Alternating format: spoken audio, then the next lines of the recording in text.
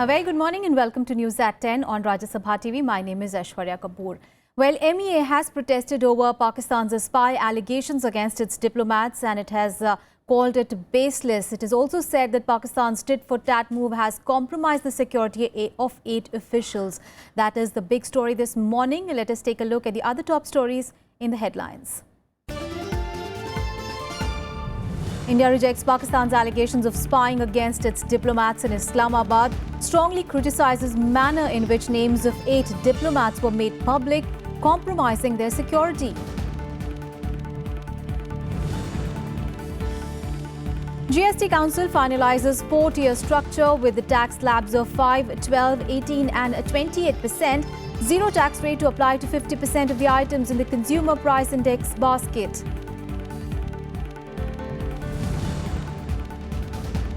National Green Tribunal seeks explanation from Delhi government over its plans to combat air pollution in the national capital. Environment Ministry calls meeting of NCR states to address the issue. Madhya Pradesh government orders judicial probe into Bhopal jailbreak. A retired Justice S.K. Pandey to probe circumstances leading to jailbreak and subsequent encounter. And at least 240 migrants believed to have drowned in 2 shipwrecks off coast of Libya in the last 48 hours. Survivors brought to Italian island. For our big focus this morning, India has rejected Pakistan's claims that 8 of its diplomats in Islamabad are engaged in spying. Now, the External Affairs Ministry also raised a severe objection to the manner in which the names of the diplomats were put out in the public domain, risking their security. A number of Indian diplomats and staff belonging to the Indian intelligence agencies RAW and Intelligence Bureau have been found involved in coordinating terrorist and subversive activities in Pakistan under the garb of diplomatic assignments. India is strongly protesting allegations made by Pakistan against its diplomats in Islamabad. We completely reject the baseless and unsubstantiated allegations made by Pakistan against certain officials of the Indian High Commission in Islamabad. The government categorically denies those allegations. India also strongly condemning the manner in which the names of the 8 Indian diplomats were put in public domain in Pakistan, risking their security. The government also protests strongly the manner in which names and photos of the 8 Indian officials, 4 of them holders of diplomatic passports, have been published. This is against basic norms of diplomatic practice and courtesy. India saying that Pakistan's false allegations against them have the potential to adversely affect the activities of the High Commission. The Indian officials falsely implicated were working in the fields of promoting people-to-people and trade and economic contacts between the 2 countries. Pakistan's false allegations against them have the potential to adversely affect the corresponding activities of the High Commission. India is likely to withdraw the 8 diplomats named by Pakistan as their security has been compromised. The MEA has said recalling them is a procedural matter and the government will take necessary steps, keeping in view all aspects of the situation. The fresh diplomatic standoff comes after Pakistan pulled out 6 of its officials from its New Delhi mission in the wake of the spy scandal. A Pak High Commission staffer was declared persona non grata after being found involved in espionage. The staffer later claimed at least 16 staffers at the Pak High Commission in Delhi were involved in the spy ring. Bureau Report, Rajya Sabha TV. Meanwhile, India has also rejected Pakistan's allegations that its forces are violating the ceasefire along the international border, targeting Pakistani civilians. Meanwhile, Jammu and Kashmir Chief Minister Mehbooba Mufti has also asked her party cadres to act as a bridge between people and the government. She also reviewed the situation in the wake of repeated ceasefire violations. Approximately 2/3 of the ceasefire violations this year by Pakistan have taken place in the last 5 weeks. So I think this is India rejecting Pakistan's claims of unprovoked firing by Indian security forces along the international border. We completely reject Pakistan's allegations of any unprovoked firing by our forces. I would like to remind you that we have lodged a strong protest with Pakistan on killing of our civilians and shelling by Pakistani forces. In fact, several districts along the international border and line of control, in several of these places, normal life has been affected, people have been displaced, and over 100 schools have been closed. The External Affairs Ministry is saying India retaliates in a calibrated manner when provoked or when Pakistani forces give cover to infiltrators. As you are aware, our security forces neither initiate a ceasefire violation nor do they target civilians. They retaliate in a very calibrated and restrained manner when either their defensive posts or personnel are targeted or cover fire is provided by the Pakistani army to allow infiltrators to cross the line of control. India once again reiterating that Pakistan's continued support to cross-border terror is a root cause of strained ties between the two sides. It is important for Pakistan to desist from those policies which are failed policies, which have led to its diplomatic isolation, as we have all seen. And unless and until that happens, I am afraid, relationship between the two countries will continue to remain like this. Jammu and Kashmir Chief Minister reviewed the security situation following cross-border firing in the Jammu region. Mehbooba Mufti sought details of makeshift arrangements made to accommodate people fleeing border areas. Senior Congress leader Ghulam Nabi Azad visited a hospital in Jammu where a child is being treated after being wounded in cross-border fire. He hit out at the central government, saying that the highest ceasefire violations have taken place during the NDA regime and that the surgical strikes have failed to give any respite to the people in the border areas. Meanwhile, a Lashkar terrorist has been arrested following operations by security forces in the Tajjar area of Kashmir's Sopore. Bureau Report, Rajya Sabha TV. On to some other news now. In Hindi news channel NDTV India has been ordered by the government to be taken off air for a day. Well, the order will be effective post-midnight on 9th of November till after midnight on 10th of November. Now, an interministerial panel constituted by the INB Ministry recommended the action over the channel's coverage of the Pathankot terror attack in January. But it concluded that crucial and strategically sensitive information was revealed about the Indian Air Force base while the operation was still on. The panel said that the channel appeared to give out the exact location of the remaining terrorists with regard to sensitive assets in their vicinity in the telecast in real time. Now, this was the first ever such order against a TV channel after norms regarding coverage of a terror attack were notified last year. Now, in its reply to a show-cause notice in January this year, the channel reportedly stated that it was a case of subjective interpretation and that most of the information that they had put out was already in public domain in print, electronic and social media. And now an update on the OROP suicide row. And Congress Vice President Rahul Gandhi was detained twice on Thursday by the Delhi police for leading a protest march against the reported detention of family members of former serviceman Ramkishan Grewal. Now, Rahul Gandhi was detained and released after 2 hours. However, Delhi police said that it was done for his safety as the crowds had surged and was becoming unmanageable. The various forms of protests were seen at several places across India. Congress party workers burnt the effigy of Prime Minister Narendra Modi and held candlelight marches against the detention. Meanwhile, ex-serviceman Ramkishan Grewal, who committed suicide on Tuesday allegedly over the issue of one rank, one pension, was cremated amid tight security. The last riots took place in the presence of many political leaders, including Congress Vice President Rahul Gandhi and Delhi Chief Minister Arvind Kejriwal. Bamla, a small village 20 kilometers from Bhiwani district, became the center of the OROP controversy on Thursday. 70-year-old Ramkishan Grewal, an ex-serviceman who committed suicide on Tuesday in the national capital, was a former sarpanch of this village. His last rites were conducted amid tight security in the presence of several politicians, including Congress Vice President Rahul Gandhi and Delhi Chief Minister Arvind Kejriwal. उनके गांव जा रहे हैं हम लोग, रामकिशन जी का आज अंतिम संस्कार है, तो उनके परिवार से वहां मिलके आएंगे। कल तो यहाँ तो दिल्ली में तो इन लोगों ने मिलने नहीं दिया। And they've had a terrible evening yesterday, and they're very disturbed with the way they were handled yesterday, with the kind of statements which are being made. They are not speaking about it on camera, but that took me, they're very, very upset. So as I said, it's a double grieving for them. We are with the family, and we are with the ex-servicemen, and we implore upon the government to pay heed to what the ex-servicemen and what the family is saying. Other opposition parties also joined in criticizing the government on the OROP issue. Understand what is the justification for stopping them from meeting the relatives of the deceased. If they are coming forward as an excuse that law and order problem, then it is their own failure. What is the law and order problem? You see, if in a public place, if some political leaders, representatives of the people, members of parliament, Rahul Gandhi, Ghulam Nabi Azad, Scindia, they are all members of parliament. You must have some respect for them. They represent people. Now, if they are prevented from entering public place, they are prevented from meeting aggrieved people, and you say that it is because of law and order.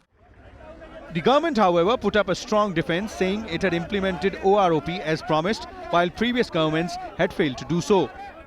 But Defence Minister Manohar Parrikar also conceded that there was some technical problem in the dispersal process, which will be sorted out soon. अभी 1 लाख लोगों को इसका पूरा benefit मिलना बाकी है और उसमें थोड़ी टेक्निकल पेपर की डिफिकल्टी है, वो सब पूरी अगले 1-2 महीने में हम खत्म करेंगे। वो कांग्रेस के वर्कर थे, कांग्रेस की टिकट पर सरपंच बने हुए थे, लेकिन हमारे सैनिक थे। उनके निधन पर दुख है। कोई भी अगर आत्महत्या करता है तो उसके ऊपर दुख होता है, लेकिन जो समस्याएं उनकी निकल कर आ रही है वो 1 रैंक 1 पेंशन से ताल्लुक नहीं रखती थी। Meanwhile, Delhi and Haryana governments announced an ex gratia of 1 crore and 10 lakh rupees each for Grewal's family members. But that may not be the end of war of words between the government and the opposition on the OROP issue. Vishal Dahiya, Rajya Sabha TV. Well, the GST rates have now been decided. A 4-tier GST tax structure of 5, 12, 18 and 28%, with lower rates for essential items and the highest for luxury items like the SUVs and demerit goods like tobacco, was decided by the GST Council on Thursday. Now, with a view to keep inflation under check, essential items including food, which presently constitutes roughly half of the consumer inflation basket, will be taxed at a 0 rate. The GST Council decided a 4-tier rate structure. Food grains have been kept in zero tax category, while 5% tax has been fixed for mass consumption items. A higher tax rate of 28% has been fixed for luxury cars, pan masala and aerated drinks and tobacco. The Secretaries Committee is expected to decide a slab-wise inclusion of different goods. Taxation on gold will be decided upon the revenue flexibility. And it was decided that food grain used by common people would be in this category. So that would be 0 rated, so that its impact in terms of inflationary pressure on common people is the least. The government expressed confidence that the standard rates of 12% and 18% will keep inflation in check. The government is also confident of meeting the GST rollout deadline of 1st April 2017. In demerit goods या luxury products पे levy कम हो वो नहीं होगा, जितना existing amount है उतना होगा। वो extra जो देते हैं 28 से ऊपर वो सेस के रूप में देंगे, उसमें से कॉम्पेंसेशन फंड कर देंगे ताकि टैक्स पेयर के ऊपर कोई एडिशनल कॉम्पेंसेशन का बर्डन ना आए। The Finance Minister said the centre is required to pay 50,000 crore rupees as compensation to the states in the first year of GST. The Council will decide on flexibility of the compensation pool after 5 years. The central GST and integrated GST legislations will also be introduced in the winter session of Parliament that begins 16th of November. Kriti Mishra's report for Rajya Sabha TV. Well, time to take a very short break. Up next, we have more news lined up, including everything that you want to know about President Mukherjee's visit to Nepal. Stay tuned.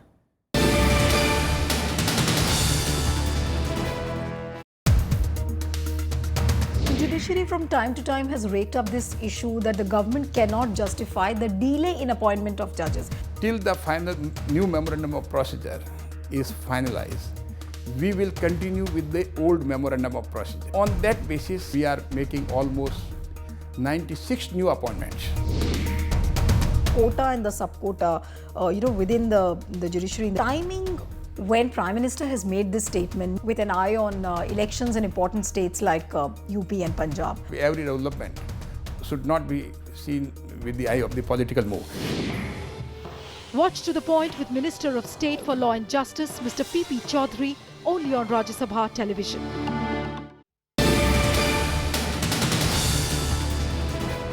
Welcome back. Now, President Pranab Mukherjee will wrap up his three-day Nepal visit today. Well, during the visit, the president held meetings with a wide range of political leaders from Nepal, including President Vidya Devi Bhandari, Vice President Nand Bahadur Pun and Prime Minister Prachand. He also touched upon the changes being introduced in Nepal's new constitution to accommodate demands of Madhyeshis there. The president once again reiterated that the new constitution should involve every section of society as equal stakeholder. India has welcomed Nepal's efforts in implementing its new constitution. On day 2 of his Nepal visit, President Pranab Mukherjee said the government's efforts must involve every section of society as equal stakeholders. And the government of Nepal, every success in this important task of implementing its constitution, taking on board all the sections of the society. President Mukherjee also announced that students from Nepal will be able to write entrance examinations for the prestigious Indian Institute of Technology from next year to pursue graduate and postgraduate courses. He said this while addressing a seminar titled Nepal and India, Exploring New Vistas, organized by India Foundation and Niti Anusandhan Pratishthan, Nepal. Thousands of our citizens visit Nepal in search of spiritual solace at the holy temple of Pashupatinath and Muktinath. Similarly, people from Nepal visit Varanasi in the north and Rameshwaram in the south in search of spiritual aspirations. On the second day of his 3-day Nepal visit, President Pranab Mukherjee met Nepalese Prime Minister Pushpakamal Dahal. Both leaders held wide-ranging talks on issues of mutual interest. India reiterated its commitment to rebuild 50,000 houses in Nepal. Particularly, I think one sector which came up for some discussion in detail was housing, because we have a commitment from Indian side to support the reconstruction of 50,000 houses. So the fact that this government in Nepal has started that process, the payments have started to be made to beneficiaries, and the whole housing reconstruction has started, was viewed very positively. Following the bilateral meeting, the president performed a special puja at the Pashupatinath temple. He described his visit to Nepal as a pilgrimage. Today, the president will visit the Janaki temple in Janakpur, an important city in the Madhyeshi region of Nepal. He is the first Indian president to visit Nepal in 18 years. Bureau Report, Rajya Sabha TV. And back home, with his sudden rise in pollution levels in the national capital region, Union Environment Minister Anil Madhav Dave has called for an interstate secretarial meeting today. Now, the National Green Tribunal has come down heavily on the Delhi government over its remarks on pollution and has asked them what measures they have taken to control pollution in the city. With pollution levels alarmingly high in New Delhi, Union Environment Minister Anil Madhav Dave on Thursday said his ministry will soon issue an advisory to the states concerned on tackling air pollution. A secretarial meeting of the NCR states is expected to be held later today to come up with an amicable solution. मैंने अपने secretary को कहा है तो secretary साहब कल सारे state secretaries की बैठक करेंगे आजू बाजू के राज्यों की. उसके बाद में मैं सारे मंत्रियों के साथ बैठ करके बात करूं और फिर हम एक सुझाव, एक एडवाइजरी, एक रोड मैप सबके सामने रखेंगे. The National Green Tribunal or NGT came down heavily on the Delhi government for claiming that dengue cases have declined due to stoppage of mosquito breeding caused by rising air pollution. The tribunal asked the Delhi government what it has done for the health of the people in the national capital. The matter will be heard today. The national capital has been engulfed in a thick cover of pollutant-laden smog for the past few days, forcing residents to inhale severe quality air which is considered to be worst in 17 years. Several environment agencies have requested the Delhi government to issue health alerts and convey that children should stay indoors due to peaking air pollution. सबसे बड़ी advice ये कहूँगा कि लोग pollution फैलाने में बिल्कुल योगदान ना दें. व्हीकल सिर्फ उतने ही चलाएं जितनी ज़रूरत हो. कम से कम इसमें बढ़ाएं तो ना सही. Delhi's health minister held an interministerial meet to combat the pollution menace and said that crop burning in Punjab and Haryana is one of the major factors behind the spiraling levels of pollutants. The Delhi government has requested the centre to take strict action against crop burning in neighbouring states, especially Punjab and Haryana. सबसे बड़ा जो contributing factor है आज की date में, सबसे बड़ा contributing factor है वो क्रॉप बर्निंग है. जो देखो नासा की इमेजेस भी दिखाई है हमारे को, उसके अंदर पूरे पंजाब में ऐसा लगता है पूरा पंजाब जैसे चल रहा है और हरियाणा के अंदर भी बहुत ज़्यादा है. और पूरे एरिया के अंदर हवा तेज़ ना चलने की वजह से, हवा बहुत स्लो है, तो पूरा का पूरा पोल्यूशन सेटल हो गया एक तरह से, उसकी वजह से उनका कहना है कि कोई ना जो जोग्राफिकल कंडीशन थोड़ी भी चेंज होती है, थोड़ी हवा चलती है तो ये ठीक होगा.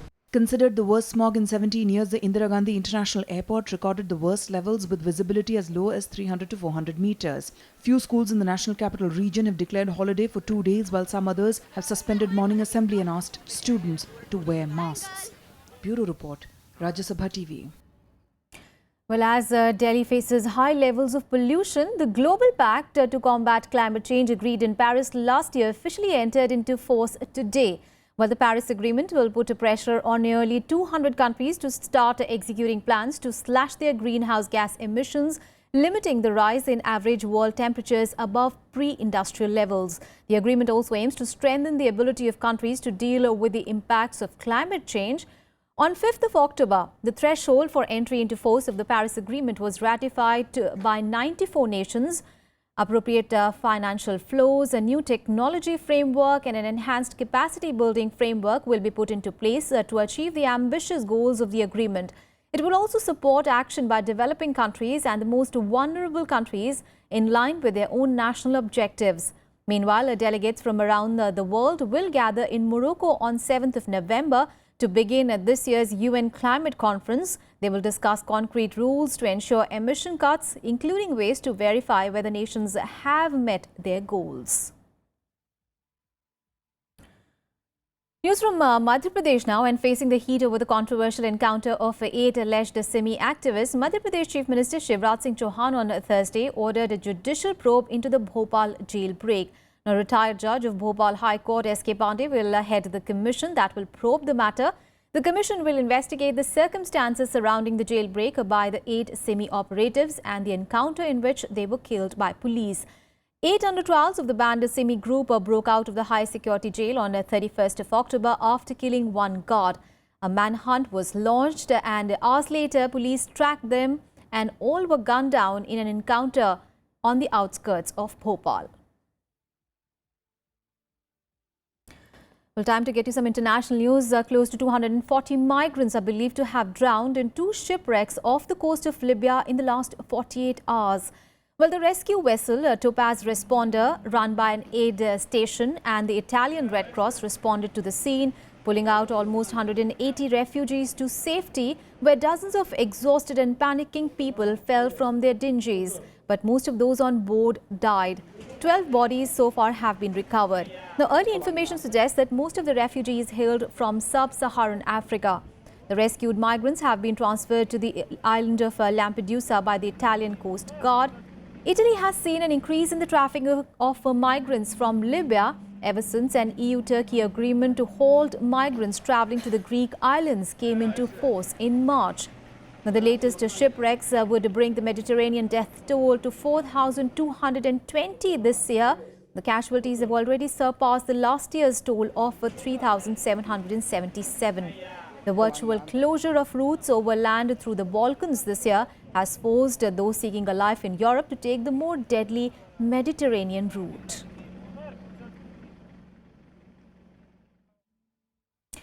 News from Afghanistan now, where at least 30 civilians, including women and children, have been killed and dozens wounded in a NATO airstrike in the northern province of Kunduz.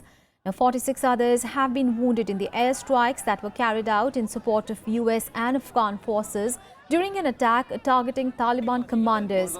Now, there had been heavy fighting overnight a few kilometers outside the Kunduz city centers, which Taliban fighters succeeded in entering last month before being driven out.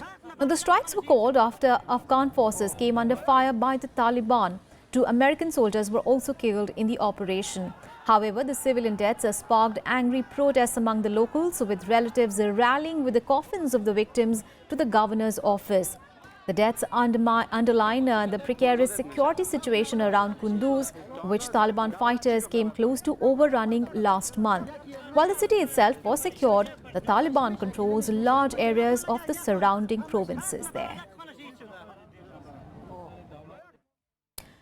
Well, the British government's plan for leaving the European Union has been thrown into uncertainty. This after a UK court ruled that Parliament must give its approval before the process can begin. The court's decision is a significant blow to Prime Minister Theresa May, who had to begin the legal steps for leaving the EU by the end of March next year and to prepare for the negotiations over the Britain's exit. Now, the government said that it would appeal the verdict in the Supreme Court, which would hear the case in early December. If the ruling is upheld, lawmakers would have a chance to pressure May to soften her terms and break up negotiations with the EU. They could delay the process or even halt it. Remember, Theresa May took office in July with a Conservative Party leadership election after her predecessor, David Cameron, resigned when his stay camp lost the Brexit vote. Now, Brexit proponents called the court's ruling an attempt to overturn the will of British people.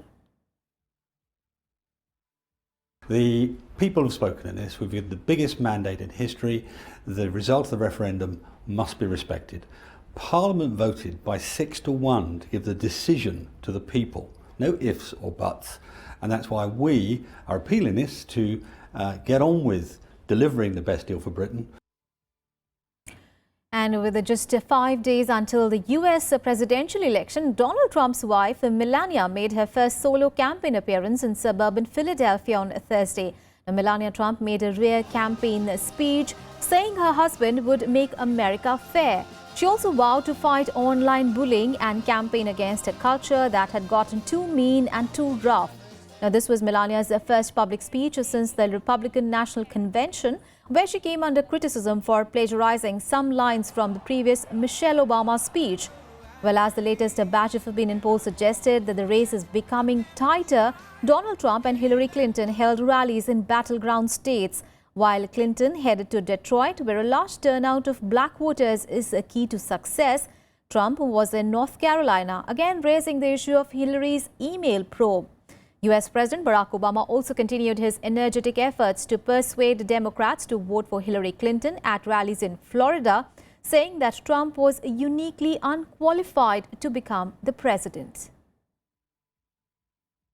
I'm an immigrant, and let me tell you, no one values the freedom and opportunity of America more than me, both as an independent woman and as someone who immigrated to America. He loves this country and he knows how to get things done. We must find better ways to honor and support the basic goodness of our children, especially in social media. That's all in this edition of news. Thanks so much for watching.